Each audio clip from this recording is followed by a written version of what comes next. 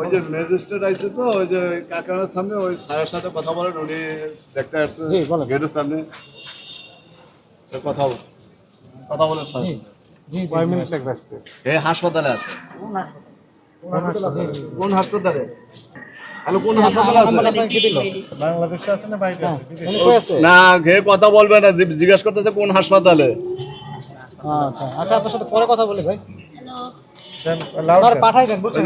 কথা বলে loud guys, আমি লাউড দিতে আপনি পাঠাই দেন। পাঠাক।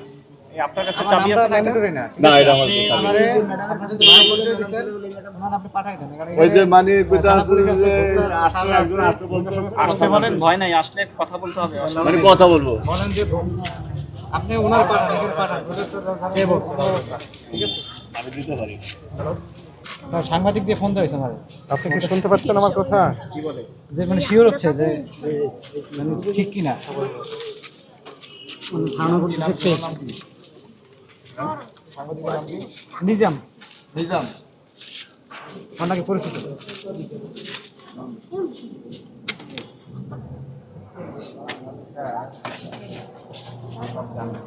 এই আপনি খাবার ব্যবস্থা করেন, নাহলে কিন্তু অন্য ব্যবস্থা থানায় নিয়ে যাবে, কিন্তু আপনার ধরে নিয়ে যাবে।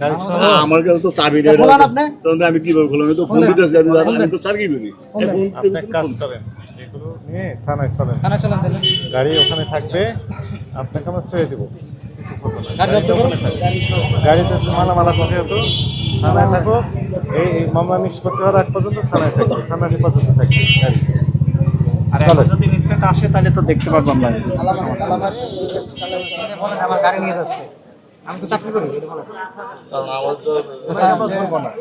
গাড়িটা মালটা সহ ওখানে থাকবে, পরে উনি নিষ্পত্তি হলে তারপর আমরা সিদ্ধান্ত দেবো মালামালগুলো কি হবে, তাই না? এটা ভেতরে আসুন, চলেন মোহাম্মদপুর থানার ভিতরে চলে যান। কি আসবে সে আর শিওরন?